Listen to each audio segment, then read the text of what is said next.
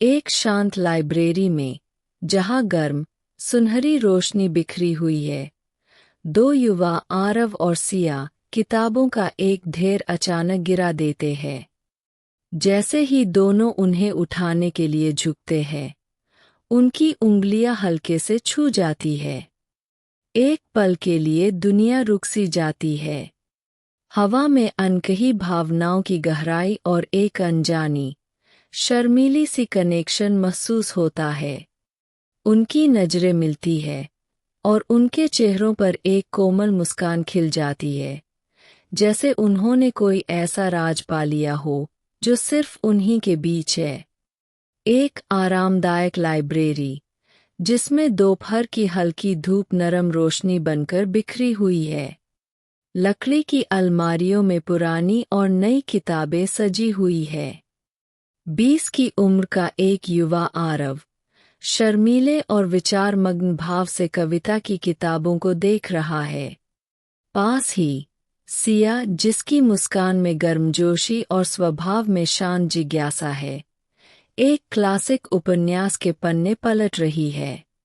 चारों तरफ एक शांत वातावरण है, जिसमें किताबों की हल्की खुशबू और पन्नों के सरसराने की मीठी आवाज घुली हुई है। आरव चुपके से सिया को देखता है। उसकी आंखों में अनकहे आश्चर्य की झलक झिलमिला उठती है। वहीं सिया अपने पठन में तल्लीन, इस नज़ारे से अनजान रहती है। लाइब्रेरी की नरम, सुनहरी रोशनी में आरव की नज़र अचानक सिया पर पड़ती है। वह कुछ शेल्फ दूर खड़ी होती है, चेहरे पर एक शांत भाव और मुस्कान हल्की सी, जैसे किसी मधुर सोच में खोई हुई हो। जैसे ही उनकी नजरें मिलती है, आरव का दिल एक पल के लिए थम सा जाता है। उसकी उंगलियां घबरा जाती है और हाथ में पकड़ी किताबें फिसलकर जमीन पर गिर जाती है। उनकी हल्की आवाज पूरे शांत माहौल में गूंज उठती है।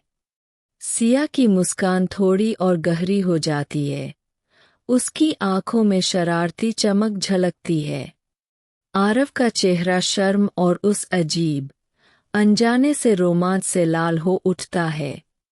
जब किताबें पॉलिश किए हुए लाइब्रेरी के फर्श पर बिखर जाती है, तो आरव और सिया दोनों स्वाभाविक रूप से उनके लिए झुक जाते हैं। जैसे जैसे उनके हाथ एक दूसरे के करीब आते हैं, उनकी उंगलियां एक पुराने उपन्यास की झुर्रीदार पीठ पर मिल जाती है। उस क्षण हवा में एक चिंगारी सी फैल जाती है, एक बिजली की तरह ठहराव। उनकी नजरें मिलती है और सिया के होठों पर एक कोमल मुस्कान खिलती है, जो आरव की नर्वस, नाजुक मुस्कान से मेल खाती है। यह एक छोटा, जादुई पल होता है, एक ऐसा स्पर्श जो वे दोनों अनदेखा नहीं कर पाते। लाइब्रेरी की मध्यम खामोशी में उनका साझा एक रहस्यमय पल थमा हुआ है। आरव की आवाज बस एक फुसफुसाहट सी है, जैसे वह सिया से ही नहीं, बल्कि उस जगह से भी बात कर रहा हो जो उन्हें जोड़ती है। उसके शब्द हवा में नाजुक तरीके से लटके हुए हैं। मुझे लगता है मुझे तुमसे कुछ कहना है। सिया की नरम मुस्कान और भी खिल उठती है। उसकी आंखों में जिज्ञासा की एक चमक होती है और वह थोड़ा झुकते हुए धीरे से पूछती है, क्या? दुनिया धीरे धीरे फीकी पड़ जाती है। बस उनके शब्द, दिल की धड़कनें और उनके बीच पनपती नाजुक उम्मीद बचती है। आरव के शब्द जल्दबाजी में निकलते हैं, नरम लेकिन निश्चित। मुझे तुम बहुत पसंद हो। ये शब्द बिजली की तरह लगते हैं, कुछ नया शुरू होने का वादा लिए हुए। सिया के गाल गुलाबी हो उठते हैं, उसकी आंखें चमक उठती है और उसके होठों पर एक शर्मीली मुस्कान खिलती है।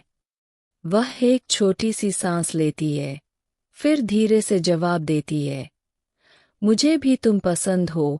उस पल हवा में एक संभावना की गूंज फैल जाती है, जैसे पूरी लाइब्रेरी सांस रोककर इस खूबसूरत शुरुआत की गवाही दे रही हो। जैसे ही उनके शब्द लाइब्रेरी की शांत हवा में समा जाते हैं, उनकी नजरें मिलती है। एक ऐसा रिश्ता जो एक वादे जैसा लगता है। सिया के चेहरे पर एक गर्म, कोमल मुस्कान फैलती है, जो आरव के चेहरे पर भी दिखाई देती है। यह मुस्कान उन सारी भावनाओं को बयां करती है जिन्हें वे शब्दों में व्यक्त नहीं कर पाते। राहत, उम्मीद और उस खुशी का सनसनी जो कुछ असली खोजने से होती है। उस साझा नज़र में समय जैसे थम जाता है और पूरी दुनिया केवल उनके बीच सीमित हो जाती है, जहां उनके दिलों में एक मौन समझदारी खिल उठती है।